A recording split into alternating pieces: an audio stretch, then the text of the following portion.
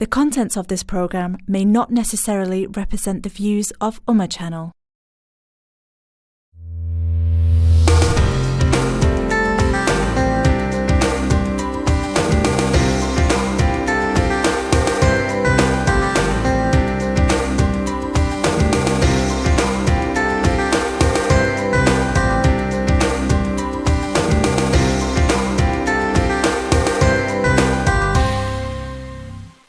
बिस्मिल्लाहिर्रहमानिर्रहीम। वाला दर्शकों, आपके सवालात लेकर हाजिर खिदमत हैं।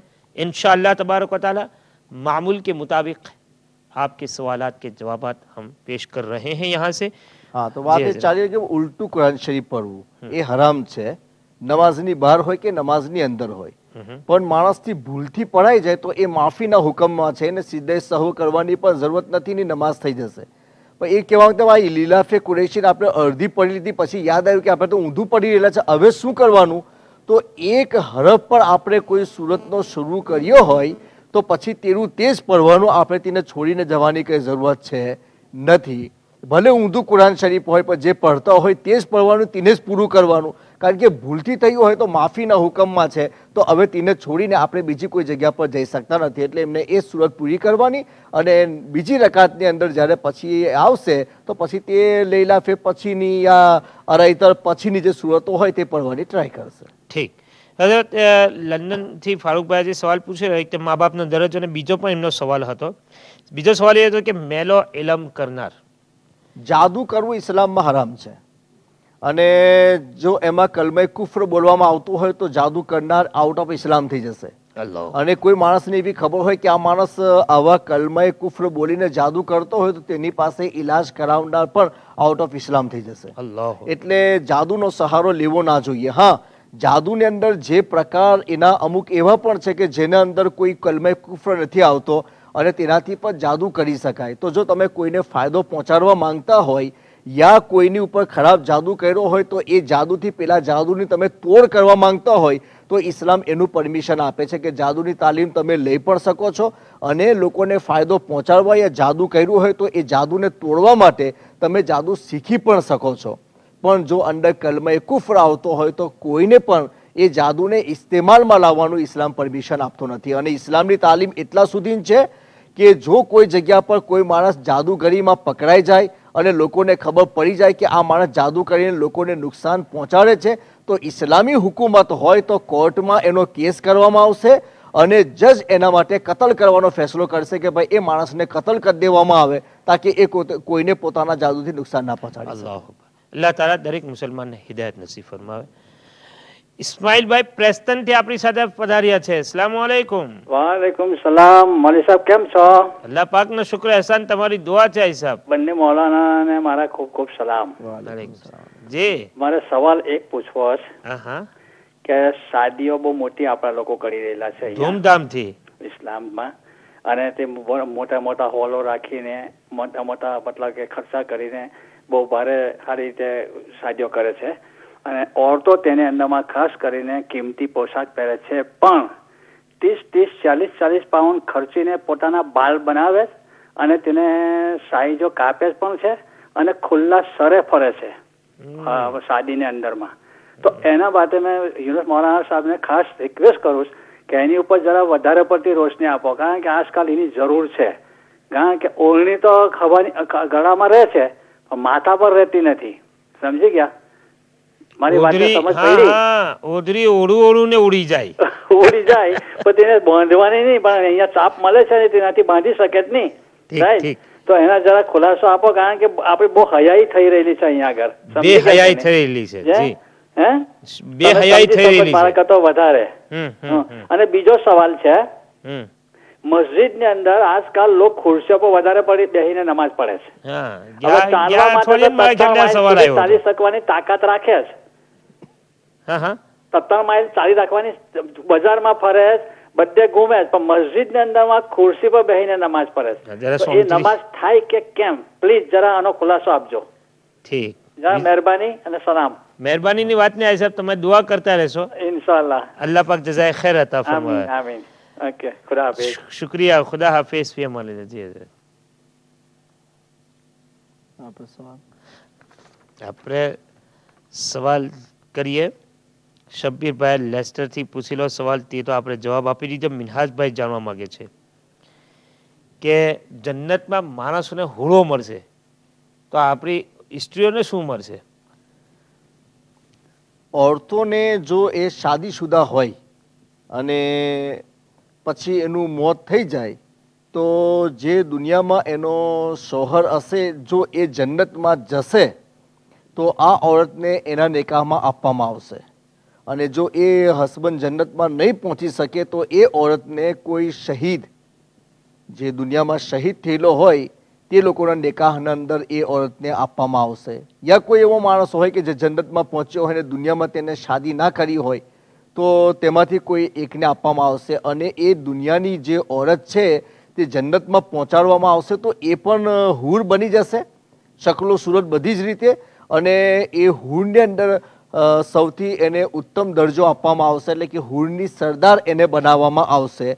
પણ એનો હસબન્ડ આ દુનિયાવાળો જ હસબન્ડ એની સાથે હશે અને જો એનો હસબન્ડ ના હોય તો પછી કોઈ શહીદ કોઈ એવો માણસ પરેશગાર દીનદાર દુનિયાથી ગયો હોય તો તેના નિકાહમાં એને આપી દેવામાં આવશે.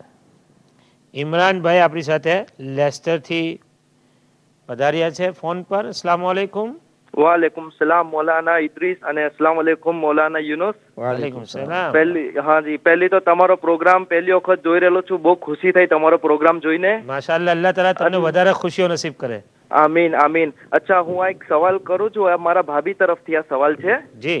તો એમના લીધે હું સવાલ કરું છું કે એમનો હસબન્ડ હયાત હોય, કોઈ બી સ્ત્રીનો હસબન્ડ હયાત હોય તો એમના હાથની અંદર બેંગલ હોવી જરૂરી છે કે નહીં, કે પછી એ ખુલ્લા હાથ એમ કશું પહેર્યા વગર એ લોકો રહી શકે છે ઘરમાં?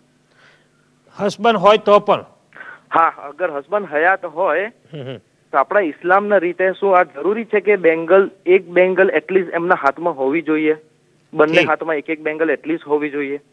ઠીક. બીજો કોઈ સવાલ? ના, બસ આ જ એક સવાલ છે. ઠીક છે ને બસ દુઆની દરખાસ્ત. જરૂર, જઝાકલ્લાહ ખૈર. તમે પણ દુઆ કરતા રહેશો. મને પણ ઘણો આનંદ થયો કે તમે પહેલી વાર પ્રોગ્રામ જોયો અને ઘણા આનંદિત થયા. તો મને આશા છે કે જે લોકો કાર્યક્રમ જોવે છે તે તો વધારે આનંદિત થતા હશે.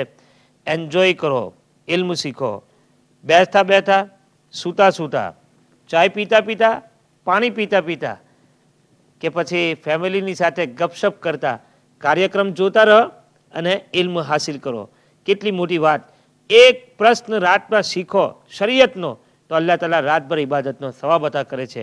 એની સાથે તમારા પ્રશ્નોના જવાબો આપવા માટે હઝરત અલ્લામા મૌલાના મોહમ્મદ યુનુસ મિસબાહી સાહેબ ઘણી મહેનત કરીને તમારી સમક્ષ આવે છે અને શરીયતી મુતાહરાના મસાઇલ તમને બતાવે છે. શીખો, શીખવું જરૂરી છે આપણા માટે. જે હઝરત, તો માણસોને તો હુરો મળશે, औरतोने તેજ હસબન્ડ. એ હસબન્ડ, એ હસબન્ડનું જે શકલ સુરત છે એવું નહીં બદલાઈ જશે. બધું જ એ પોતાની મનપસંદનું કરી દેવામાં આવશે. સુબહાનલ્લાહ, અને ત્યાં એક બજાર લગાવવામાં આવશે શુક્રવારના દિવસે. દર અઠવાડિયે એક બજાર લાગશે. ત્યાં હજારો ને લાખો ને કરોડો જાતની અલગ અલગ ખૂબસૂરત તસવીરો મૂકવામાં આવી હશે ને તમને જે પસંદ હોય તમારે પિક કરવાની કે ભાઈ આ વીકે મારે આ પ્રમાણેનો મારું શકલ સુરત જોઈએ છે તો તમે જેને પિક કરશો એ અઠવાડિયા સુધી તમારી સુરત એવી રહેશે. એ પ્રમાણે તમારે સુરત બદલવાનું પણ ત્યાં ચોઈસ આપવામાં આવશે. એટલે એવું નહીં સમજવાનું કે ભાઈ દુનિયામાં જે પોઝિશન છે તે પોઝિશન તમારી જન્નતમાં હશે. જન્નત તમારી ચાહતની ઉપર મૂકવામાં આવેલી છે, પણ દુનિયામાં તમે જો અલ્લાહની ચાહત પર ચાલશો તો એ ત્યાંની જન્નત તમારી ચાહતની ઉપર આવી જશે. સુબહાનલ્લાહ, માશાઅલ્લાહ. બ્યુટી શોપ જન્નતમાં, તો બ્યુટી શોપના અંદર બ્યુટી કરવા માટે આપણે જવું જોઈએ. સ્ત્રીઓને દુનિયાવી શોપોના અંદર બ્યુટી શોપમાં જઈને પોતાની બાલ કાપવા જોઈએ અને ભવન સુધારવી જોઈએ. એ બધું કરવાના, એ બધા ગુનાહોનો કામો છે એને છોડી દો. તમે શરીયતે મુતાહરાની રોશનીમાં રહીને તમે બ્યુટી કરતા રહેશો તો ઇન્શાઅલ્લાહ જન્નતમાં તમારા માટે બ્યુટી શોપ મૂકેલી જ છે. ગભરાવાની કઈ જરૂર નથી. આપણી સાથે ફોન પર મોજૂદ છે અહમદ સુલેમાનભાઈ લંડનથી. અસ્સલામ વાલેકુમ વરહમતુલ્લાહ. સલામ વાલેકુમ વરહમતુલ્લાહ. વાલેકુમ સલામ મૌલાના ઇદ્રીસ સાહેબ, તમને અને મૌલાના યુનુસ મિસબાહી સાહેબને મુબારકબાદ પેશ કરો અને સલામ પણ આપું છું. અને શાબાન મહિનાની શરૂઆતની મુબારકબાદ પેશ કરું છું. અને મતલબ કે મારી પાસે સવાલ છે શાબાનને લગતો કે શાબાનની 15મી રાતમાં અલ્લાહ તાલા તમામ મુસલમાનોની બક્ષિશ ફરમાવે છે, પણ જાદુ કરનાર જુગારી, મા બાપની નાફરમાની કરનાર, ગીબતખોર એવી વ્યક્તિની બક્ષિસ થતી નથી. તો હવે એ તો આવી મોટી રાતથી મહેરૂમ રહે છે. તો એવામાં એવા લોકોને શું કરવું જેથી અલ્લાહ પાક એમનાથી રાજી થાય અને બક્ષિસ મળે? તો હદીસની રોશનીમાં વિગતે જણાવશો. બસ તેમના માટે, તે લોકોના માટે છે કે પોતાના કૃત્યોથી એટલે કે પોતાના ગુનાહોથી, પોતાના ખરાબ કામોથી અલ્લાહની બારગાહમાં સાચા દિલથી માફી માંગે અને જે લોકોના હક દબાવેલો છે તેમનો હક અદા કરે. અગર તે લોકો આ દુનિયામાં ના આવે તો તેમની કબ્ર પર જઈને તેમને માટે મગફિરતની દુઆ માંગે તો ઇન્શાઅલ્લાહ તબારક તાલા અલ્લાહ તાલા તે લોકોને પણ સાચા દિલથી માફી માંગનારને પણ અલ્લાહ તાલા આજની રાત બક્ષી આપશે. અને બીજો સવાલ મારો છે કે આપણે 15મી શાબાનની રાતના કબ્રસ્તાન જઈએ છીએ, ફાતિહા વગેરે ત્યાં જઈને પઢ્યા છે, તો શું મુર્દાઓને આ મોટી રાતના બદલામાં એમના ગુનાઓથી અલ્લાહ તાલા માફ ફરમાવે છે અને આપણા જવાથી એમને શું ફાયદો મળે છે? અને ત્રીજો સવાલ પણ એને લાગતો છે કે આપણે નાના હતા ત્યારે આપણા બાપ દાદાઓથી એવું સાંભળતા હતા કે 15મી શાબાનની રાતના એટલે તે મુસલમાન મરહુમોની ઈદનો દિવસ હોય છે. તો આ કેટલા સુધી સાચું છે તેનો જરાક ખુલાસો આપશો. ઠીક, એને શુભરાત કહે છે આપણા લોકો, બરાબર? બરાબર છે, શુભરાતની ઈદ. શુભરાતની ઈદ કહે છે, બરાબર. હા, એટલે કે મુર્દાઓની ઈદ. ઠીક, શુક્રિયા, જઝાકલ્લાહ ખૈર ફોન કરવા બદલ. હાજી સાહેબ, વાત એવી પૂછો કે જે લગભગ બધા લોકોને ખબર હોય તો પછી તે વાતમાં એટલી મજા ના આવે. વાત એવી પૂછો કે આપણે જાણતા હોય ને બીજા ના જાણતા હોય તો મજા આવે, કારણ કે બીજા લોકોને જાણવાનું મળે. ખૈર, જે હજરત, તો સ્ત્રીઓને તો માશાઅલ્લાહ તમે ઘણી સારી રીતે રૂ બતાવી આપી, પરંતુ હવે બીજો એક સવાલ પૂછે છે એ મિનહાજભાઈ કે ભાઈ દરગાહ પર દેગ બનાવીને ત્યાં જઈને ખવડાવવું, દરગાહ શરીફ પર દેગ બનાવવાની અને ત્યાં બધાને લઈને જઈને ખવડાવું, તો મારો ફ્રેન્ડ એવું કહે કે ઘેર જ દેગ બનાવીને ઘેર જ ખવડાવી દો તો શું વાંધો છે? ખાના કઈ ખવડાવી શકાય છે. એટલે કે એ મન્નતમાં આપણે મન્નતમાં એ કન્ડિશન પણ મૂકેલું હોય કે આ દેગ હું દરગાહ પર જઈને જ બનાવીને ખવડાવીશ, તો પણ એ શરીયતમાં વાજિબ નથી કે તમારે એવું જ કરવું પડશે. અને જે ઈસાલે સવાબ છે તે પણ કરવો વાજિબમાં જતો જ નથી, કારણ કે મન્નતનો મિનિંગ છે અલ્લાહ સાથે એતાતનું કન્ડિશન કરવું, અને તમે અહીંયા અલ્લાહને છોડીને બીજાથી કન્ડિશન કરી રહેલા છો, એટલે એ માત્ર ઈસાલે સવાબમાં જશે. અને ઈસાલે સવાબમાં એવું કોઈ જ કન્ડિશન નથી કે તમે અહીંયાથી કરો કે ત્યાંથી કરો, તમારી મરજી, તમે જ્યાંથી કરશો એ સવાબ એ મરહુમને તમે જેને પહોંચાડશો તેને પહોંચશે અલ્લાહના ફઝલથી. તો પછી એ ઘેરથી પણ કરી શકાય છે, તો એવું કઈ જરૂર નથી કે આપણે ત્યાં જઈને જ કરવું છે. સુબહાનલ્લાહ. તો મિનહાજભાઈ, દરગાહ શરીફ પર દેગ કરો કે ઘરમાં દેગ કરો, મકસદ ઈસાલે સવાબ કરવાનો હોય છે.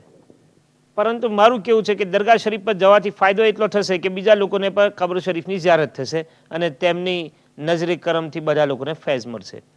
બહરહાલ, અઝરુદ્દીનભાઈ લંડનથી જાણવા માંગે છે કે મૃત્યુ થાય છે તો તે લોકોની રૂહ ક્યાં હોય છે? શું એ આપણા ઘરે પર આવે છે?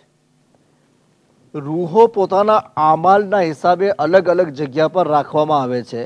કાફિરોની રૂહોને તહેતુસ સરામાં કેદ કરવામાં આવેલી છે, એટલે કાફિરોની રૂહો 7 જમીનની નીચે એ લોકોને ત્યાં કેદ કરીને રાખવામાં આવેલી છે. એટલે આપણે અંદર જે અમુક લોકોને કોઈને કશું વળગે છે તો પછી એવું બોલે છે કે ઓ આ તો ફલા ઓરત મરી ગયેલી છે, તેની રૂહ આવીને એને વળગેલી છે, પેલો આત્મા આવી, તે એવું બધું બોલે છે. ઇસ્લામમાં એ વસ્તુ જાયઝ નથી કે રૂહ આ પ્રમાણે કોઈના બદનની અંદર જઈ શકતી નથી.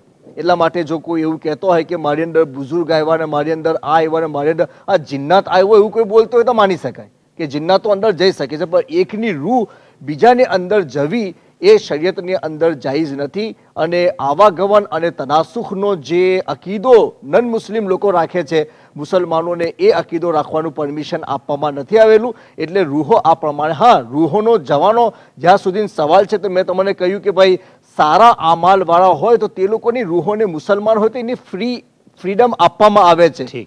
તો એ લોકો જુમેરાતના દિવસે એક હદીસ છે જે હઝરતે મુહદ્દિસે દહેલવી રહમતુલ્લાહ તાલા અલૈહ પર નકલ કરી છે. એ હદીસને આપણે વર્ણન કરતા પહેલા આપણી સાથે ફોન પર મોજૂદ છે ઇમરાનભાઈ બોલ્ટનથી, પછી મૂકી દેશે ફોન. અસ્સલામ વાલેકુમ રહમતુલ્લાહ. જી સલામ વાલેકુમ. વાલેકુમ સલામ. ઇમરાનભાઈ તમારું સ્વાગત છે. વાલેકુમ સલામ મોલ સાહેબ, કેમ છો? બસ ખૈરિયત? અલ્લાહ પાકનો શુક્ર એહસાન. બસ મારે એક સવાલ પૂછવો હતો જી કે મૌલાના યુનુસ સાહેબે અબી મતલબ કે કીધું કે ઉમરા કરે તે મોણોને મતલબ કે હજ કરવી જાય છે, ઈદ કરે તો રમજાન મેં, બરાબર? તો મેં મદીના શરીફમાં ઉમરા કર્યા એટલે ઈદ કરી, તો મારા માટે હજ કરવી જાય જ હતી? મક્કા શરીફમાં હોય તો. એટલે અસલમાં એવું છે ઇમરાનભાઈ કે મક્કા શરીફનું જે હરમ છે, જી એટલે મક્કા શરીફના હરમના અંદર જો તમે હોય ને તમે ત્યાં ઈદ કરો હા તો તે જ વર્ષે અગર તમે હજ ના કરી હોય તો હજ કરવી ફરજ થઈ ગઈ. અગર તમે મદીના શરીફમાં હોય ને મદીના શરીફમાં તમે ઈદ કરો તો કઈ વાંધો નહીં. જી જી મદીના શરીફમાં કઈ નહીં. જી અચ્છા, ને બીજો એક સવાલ હતો. હેલો, જી જી બોલો બોલો નહીં. તમારા ટીવી ને અવાજ બંધ કરી દો તો તમને એવું લાગે કે હું હોંભરું. ના મેં બંધ જ કરી દીધો છે. જી. હું એવું કહેતો હતો કે માણસ નમાઝ પડતો હોય ને છીક આવે હમ. તો પછી એને જવાબ દેવો જોઈએ કે પછી પાછીથી દેવો જોઈએ? એટલે કે છીક ખાનારને છીક ખાનાર નમાઝમાં છે. નમાઝની અંદર છીક ખાવે હા ને પછી નમાઝની અંદર મતલબ કે જવાબ પછી દેવાનો કે પછી ના દેનો ચાલે? હવે હું તમને એક સવાલ કરું જે જરા તમે વિચારીને કીધું કે તમે કેવું કહેવા માંગો. ફોર એક્ઝામ્પલ કે હઝરત મૌલાના યુનુસ સાહેબ નમાઝ પડે, જી હું નમાઝ પડું, જી હવે એમને છીક આવી ગઈ હા તો હું જવાબ આપું નમાઝની હાલતમાં છું કે પછી બીજો જે નમાઝમાં ના હોય તે? ના, જે નમાઝની હાલતમાં છે ને તે તો નમાઝ તૂટી જાય. નમાઝ તૂટી જાય. હા, જવાબ દેશો તો નમાઝ તૂટી જશે. એટલે બીજાની છીક હોય અને કોઈ જવાબ આપવાની નિયતે અલ્હમ્દુલિલ્લાહ બોલી જાય તો નમાઝ તૂટી જશે. પણ જે માણસ નમાઝની અંદર છે જો એનાથી એવું થઈ જાય તો ઇસ્લામ એને પરમિશન નથી આપતો કે એવું કરે. પણ જો એનાથી અલ્હમ્દુલિલ્લાહ બોલાઈ જાય બીકોઝ એની આદત છે કે નમાઝમાં બોલતો જ હોય ના, તો જવાબ આપના. પછી જવાબની નિયતે નહીં બોલવાનું. જી મલ સાહેબ, હા હેલો. હા હવે મારો બીજો એક સવાલ હતો બોલો નહીં જલ્દી જલ્દી. કે મારે છે ને એક બુજુર્ગનો ખ્વાબ આવ્યું હતું. માશાઅલ્લાહ. ગુજરાતના મતલબ કે ભરૂચના મહાન બુજુર્ગનું ખ્વાબ આવેલું છે. તો મને એની તાબીજ જોઈ. મારે નામ નથી બતાવવું કેમ કે પછી બધા હોંભળે એટલે મને મુનાસિબ નથી લાગતું કે હું નામ બતાવું. અગર તે વલી અલ્લાહનું નામ બતાવો તો ફરક બી શું પડે છે? અલ્લાહના મારે વલી હોય. અલ્લાહના ચાલો વલી કઈ નહીં, છે. વાંધો નહીં. અગર ને તમે સર, નથી હેલો, બતાવવા માંગતા તો આપણે ભરૂચના લગતા એરિયાના સરજમીનના છે જી એટલે મને કે મારે એટલું જાણવું હતું. પ્લીઝ બોલો ને તો હું એટલે હું તમે હું જોયું તે પૂછું. બસ ખાલી આવ્યો અને મુસ્કુરાયા, બસ એટલું જ જોયું હોય ને. હા, અને પછી જતા રહ્યા. ઠીક. મેં એમને જોયા કે આ છે અને મને એમને કીધું કે હું આ માણસ છે એવું. સમજી ગયો. જી ઠીક છે. બીજો કોઈ સવાલ? બસ મસર જઝાકલ્લાહ. ઠીક દુઆ મેં છે. યાદ. ઇન્શાલ્લાહ જરૂર. તો જરૂર તમારા પ્રશ્નોના જવાબો ઇન્શાઅલ્લાહ તાલા હદીસે પાકના ઉજાસમાં તમને આપવામાં આવશે. ઠીક હઝરત, બ્રેક લઈએ, શું કેવું છે? અને બ્રેક પછી ઇન્શાઅલ્લાહ તાલા જે સવાલો બાકી છે તેની પર આપણે ડિસ્કસ કરીએ. તો વાલા દર્શકો કંઈક જશો નહીં, થોડીક વારના માટે બ્રેક લઈએ અને બ્રેક પછી તરત મળીશું. અસ્સલામુ અલૈકુમ વરહમતુલ્લાહિ તાલા વબરકાતુહુ.